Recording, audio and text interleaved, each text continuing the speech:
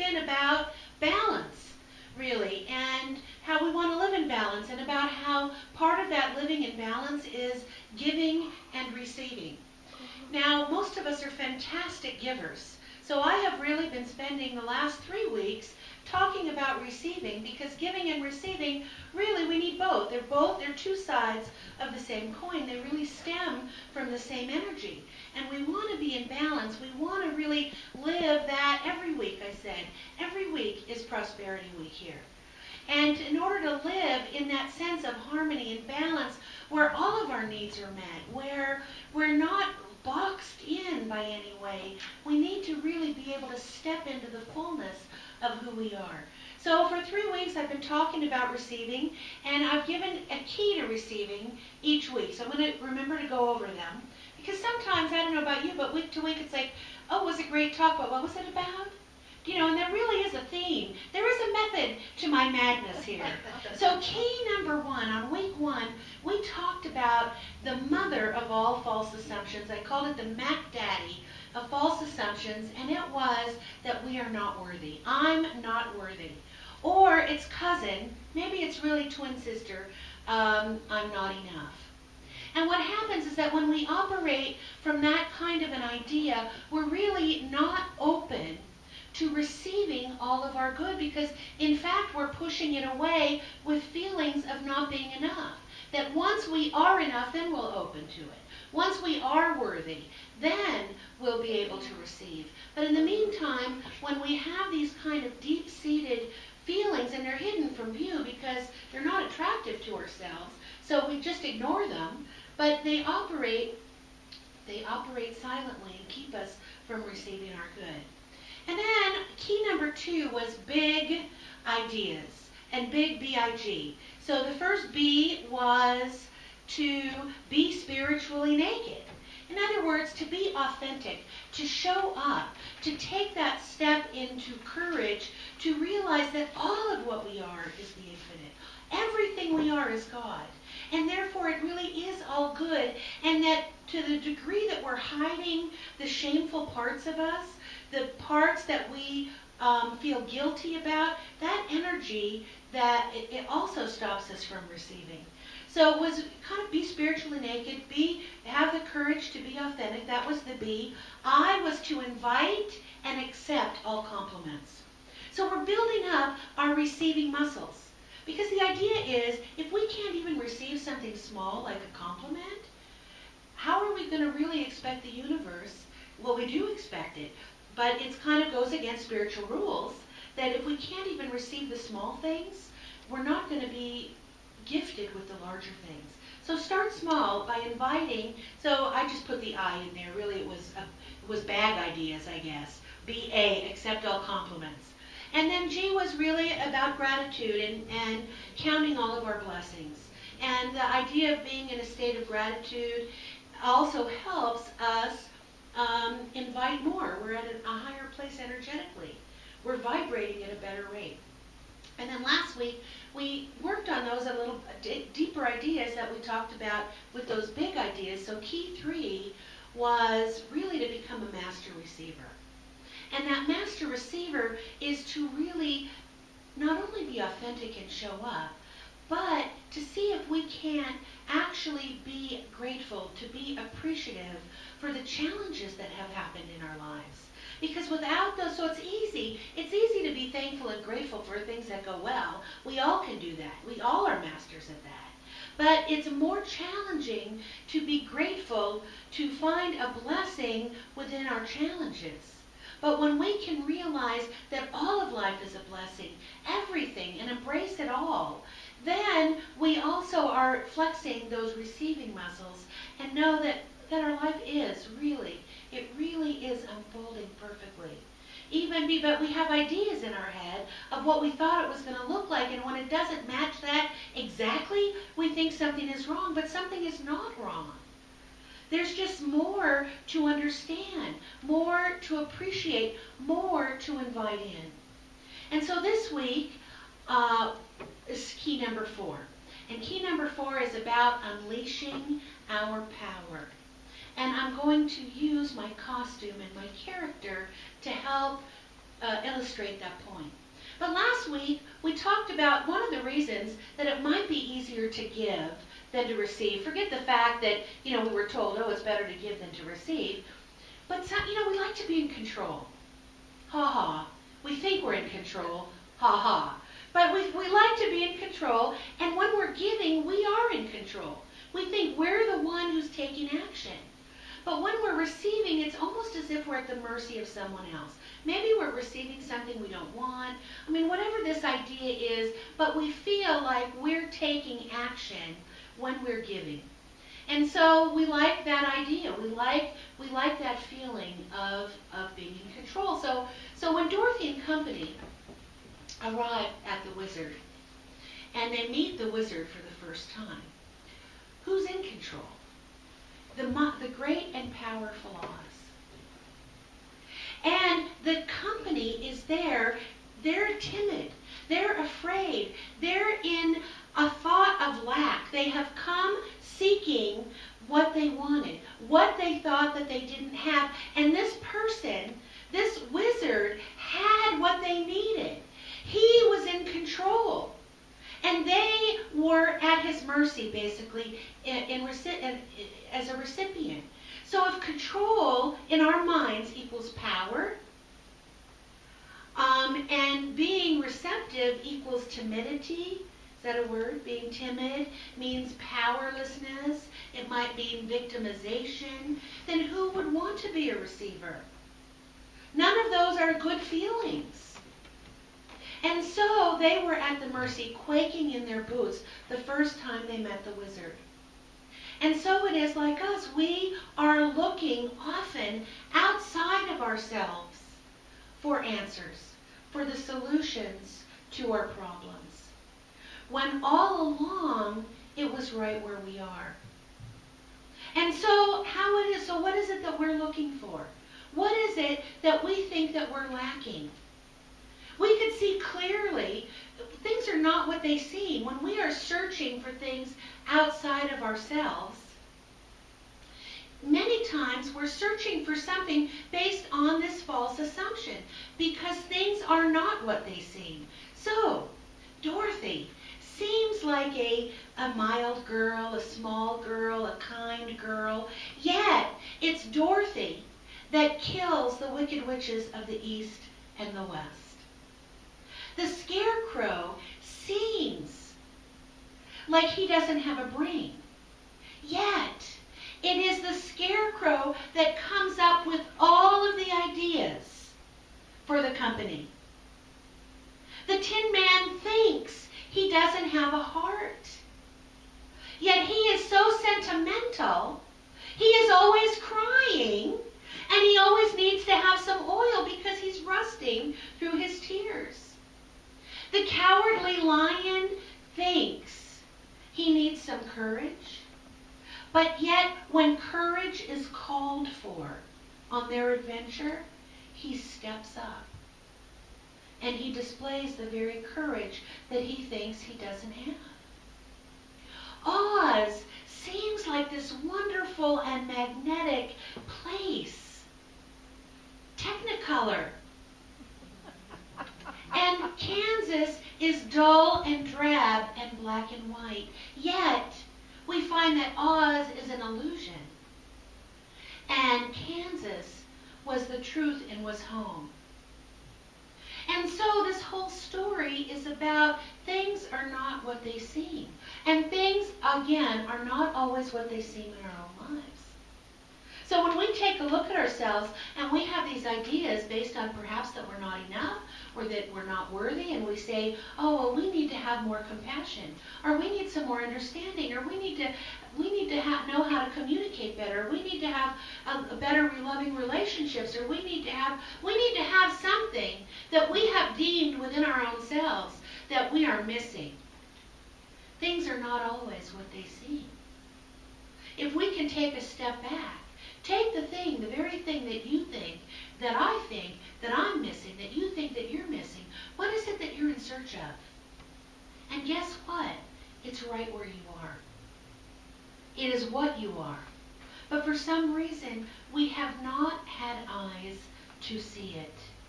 We have not had eyes to see. So we search for what we're looking for. And we follow that yellow brick road. We follow the yellow brick road to wherever it is that we think it takes us. We're really looking to go home. Ultimately, Dorothy was looking to go home. We're looking to go home. But home, in that home, is that place where God is. That place within us where Spirit is.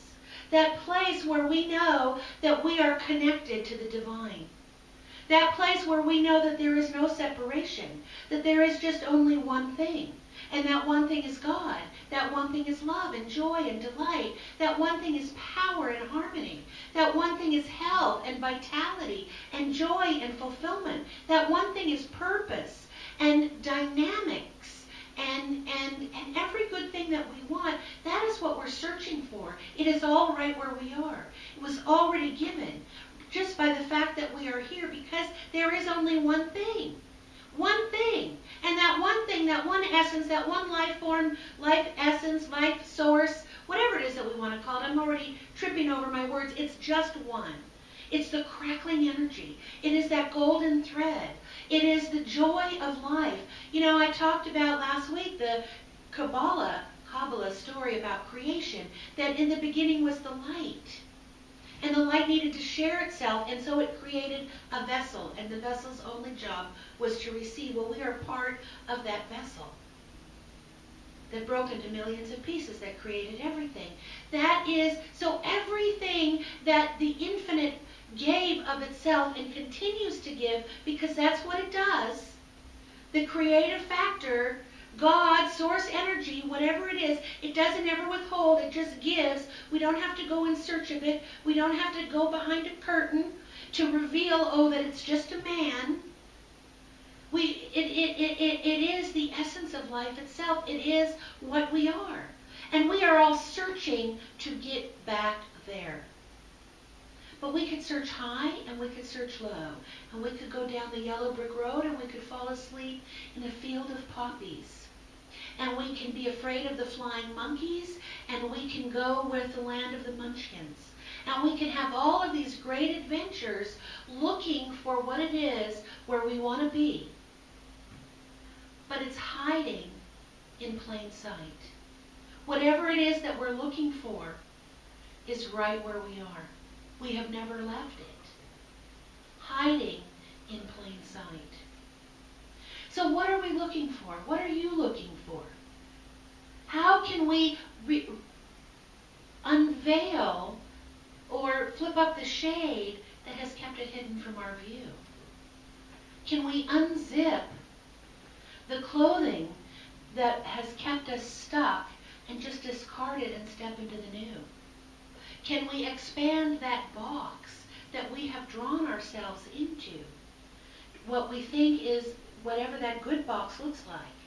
The husband box and the wife box and the employee box and the mother box and the daughter box and the son box. I've talked about this before. We have a lot of ideas that we think we need. But when we think we need to be in this box, is because we've absolutely forgotten that we're way beyond the box. We are the creator of the box. We are the creator of our own lives. We are the recipients of all that is. We have life because there is something greater, that one thing and that one thing only, that wants to experience life by means of us, by means of each one of us. And so when we go searching high and low, looking to other people for answers to our problems, we're never going to find them. Because the answers are right within. And so that's kind of I don't know about you, but we do. We go searching. So we have Guru Guy right here. And we go to Guru Guy. And we want Guru Guy to tell us exactly the answers to our problems. We got the Reverend Janet Kingsley, who is standing right here, and we want to ask her, and we want her to have the answers to all of our problems. And we're searching and searching and searching, and we've forgotten that the answers are right where we are. And I'm not saying don't take classes and don't read books and don't go to workshops and seminars and don't get counseling and don't get coaching. I do all of that. But it's because sometimes we need help to remove our own fog. We need help to remove the fog from our lenses that we might need help removing the fear of the witches and the wizards so that we can discover our own courage to move forward. We might need help moving through the fog of thinking that what we're lacking that we really have. And that's all well and good, but sometimes what happens is instead of just thinking that we're needing help lifting that fog, we're actually looking to someone else to fix us. We're looking to someone else to tell us what is the matter with us, that they have the answer. Well, they don't have the answer. They might have the answer for them, but they won't have the answer for you. But sometimes we don't want to step into our power. We don't want to claim our own power. Key number 4 is that. We need to recognize and unleash our own power. Our power for receiving lies right where we are, because it is what we are. And so we look outside of ourselves. And sometimes it could have tragic results. 3 years ago, 3 people lost their lives not too far from here in Sedona. Paid $10,000 to lose their lives. $10,000 because they thought someone outside of them had the answer to their problems. And they wanted to please this person so much that when the time came for them to maybe speak their truth, they were afraid and ended up perishing. Because we want to please the person who's in charge. Well, guess what? We're in charge. We are in charge of our own lives. We are the decision makers in our own lives. We get to determine what experience we're going to have. We get to choose that we are going to throw away and dismiss these old ideas that we think someone else can fix us, because guess what? We don't need to be fixed. We were never broken. We have just forgotten. We have forgotten our own power. We have forgotten that no one else has the answers. They can help guide us because we're so stuck in our stuckness. We're so stuck in our box, we might not be able to find the key to open the door. But guess what? Once the key is shown to us, we have to open it. We have to turn the knob. The teacher, the guru, the class, the workshop, they are not going to turn the knob for us. Or maybe they'll turn it, but we have to walk through it. No one can make that decision. No one can walk through fear into fearlessness. No one can walk through a closed heart into an openness. No one can walk through feelings of unworthiness to feeling worthy but us. We need to take those steps. No one can take it for us. And we don't want, but sometimes, we think we don't have what it takes. We think we're not good enough. We think we're small and weak. We think we're powerless. We think we're at a victim. We think we're at the mercy of the economy or our jobs or our children or our parents or our spouses. We think that we mistakenly thought that outside things controlled us. When all along, I love that so much. This is why we read it. I've said this before. When all along we have had that within which could have changed everything. And we always have that within. Always. It never goes away. So we want to stop looking. Key number 4, unleashing our own power. Stop looking to other people for solutions. So that reminds me of a story. And I'm tripping. So there's a man in a hot air balloon, and he realizes that he's lost. And as he's kind of figuring out what to do and where to go, he looks down. Lo and behold, he sees somebody on the ground. So he lowers the balloon, and he calls out to the woman below, and he says, "I'm lost, and I have promised somebody that I would meet them in an hour. Can you tell me where I am?" And so the woman on the ground looks up and she says, well, you're in a hot air balloon, hovering about 30 feet above the ground. You're between 30 and 31 degrees latitude and between 59 and 60 degrees longitude. And he says, oh, you must be a religious science minister. And she said, I am. How did you know this? And he says, well, because everything you told me is technically correct. But I have no idea what to make of your information. And the fact is, I'm still lost. Frankly, you've not been much help at all, and if anything, you've delayed my trip. She looks up and she says, oh, well, you must be someone, a seeker who does not go to CPL Sedona. And this man says, well, I am. How did you know? And she says, well, you don't know where you are or where you're going. You've created your own circumstances largely to a lot of hot air. You made a promise which you have no idea how to keep, and now you expect me to solve your problem. The fact is, you're exactly the same place that you are now as you were before you met me, but somehow now it's my fault. Okay. All right, there you go. So Dorothy was looking to the wizard for her answers. Dorothy felt unhappy. Dorothy was unhappy. She was unfulfilled. She felt unloved. She was ignored by Auntie Em and Uncle Henry. She was ignored by everyone on the farm. She went out in search of fulfillment. When she finally decides to come home, because a storm is brewing, that internal storm, that's maybe new ideas, what happens? She is locked out. She is seemingly abandoned by everyone to go her way alone. She feels that she lives a drab life, black and white, when she wants a technicolor existence.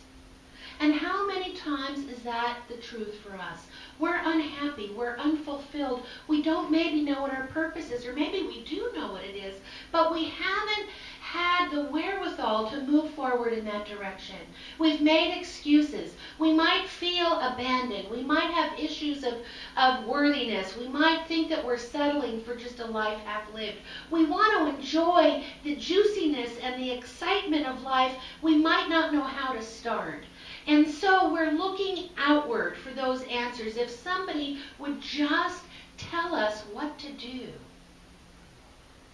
then we'd do it. And maybe somebody would tell us what to do, but then guess what? We have a lot of excuses. Well, okay, I could do that, but I could do this. Well, okay, don't do that. Do this instead. Well, but that thing costs money.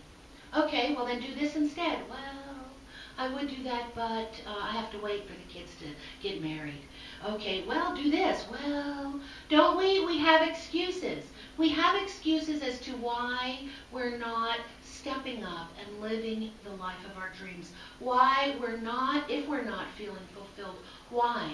And we have these ideas, our internal mind chatter, monkey mind goes a mile a minute, it loves to keep us stuck, and it tells us things that we have a tendency to believe. Like, oh, you don't have the power. The power's outside of you. Oh, go seek someone else for answers, because you know how we are. I was talking to somebody not too long ago, might have been last night at the party. And we're so funny, and so this is why having fun with spirituality, and you know, I'm including myself in all of this stuff, because I have been there. If we just take one more class, one more workshop, one more book, then the answer is there. I can feel it. I don't quite have it, but this person, I found him on the internet. The class is only $1,200. Maybe the class is only $25. How can you not go? Whatever. Then I'll be ready. I mean, I'm almost ready now. And then I do it. But then I'm almost still ready. Do you know what I mean? This is how we are. And this is how I am. No more, though. But, you know, I get it. Because what happens, we're so afraid. We are so afraid of our success, I think. We're afraid of our glory. We're afraid of our light. We're afraid of that technicolor living. We know it's out there for us. We want to follow that yellow brick road, but we're afraid of the wizard. What happens if, oh my God, the wizard really gives me what I want? What then? What then? How will I behave? How will I respond? What will I do? What will people think? just settle for what I know. Then I become unfulfilled and unhappy, and it starts all over again. So we don't want to be searching. This is we want to be releasing. We want to be unleashing. We want to be revealing. We want to be taking that journey home. That idea, that delight that is right where we are, that tells us that everything we are is perfectly wonderful and fine. And life is whatever it is that we want to make of it. And I think that we think we have one choice. Okay, well, I've decided A, and I have to stick with A. Even if A isn't good, I'm sticking with it. I made a decision. I don't want to be a failure. I don't want people to say, oh, she never sticks with anything. You know what? We are so locked into those traps of what other people are going to think. We made a decision. We don't like it. Great. We had some experiences. Now let's try B. Maybe we really want B instead. Well, off we go to B. All the powers within. We are finding what is resonating with us. Because so often our first 27 choices that we have made in life are not our choices at all, but choices of what we think we should want. Choices, I'm telling you, the major in my college was really initially based on something that my dad wanted for me. Not anything that I wanted. And then, but it's like now you're invested in it. There's an opportunity cost in abandoning that. Guess what? So what? I'm going to be 80 eventually anyway. Might as well be 80 living the life I wanted to live versus 80 living someone else's life, right? And making choice after choice after choice. And if I find the great one that really cinches me up and makes me happy and excited, all the better. And if not, there's always tomorrow, and there's more choices and more choices.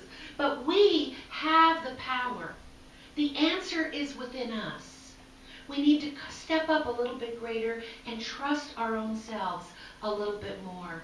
Because we can, I'll end on that. Let me read a quote from Dr. Ernest Holmes, founder of religious science. I'm going to close with this quote.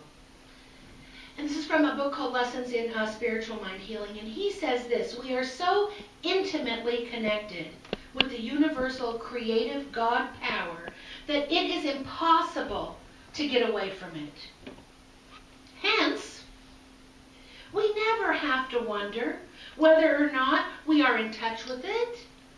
Of course we're in touch with it. We are it. It is where we are, and we are it. It is in us, it is around us, it is flowing through us. That universal creative God power. In us, flowing through us. We are it. It is us. We are in touch with it always. It never leaves us. It is what we are. God is living life by means of us. We are experiencing everything through the body of the divine. We need to get in touch with that. Recognize this is what we want. This is home for us. We can click, I'm going to try and click my heels 3 times. And no, 1. There's no place like home. There's no place like home. There's no place like home. We are home. And so it is.